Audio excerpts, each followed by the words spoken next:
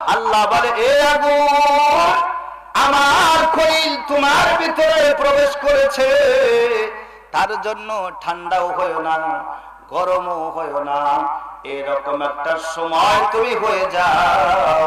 বেশি ঠান্ডা হইলে তার কম্বলের জন্য প্রয়োজন না হয়, বেশি গরম হলে যেন তার এসির ব্যবস্থা করতে না হয়, শান্তিদায়ক ব্যবস্থা করে দাও। জোরে কোন মারহাবা।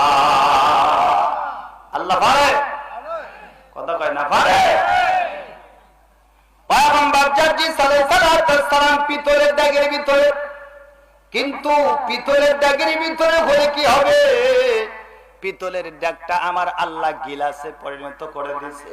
হাজার হাজার জনগণ চতুর্দিকে দাঁড়ায় আছে, দেখে পয়গম্বর জার্জিস এক আল্লাহর একতাবাদের দাওয়াত দেয়। এই পয়গম্বর কিছুই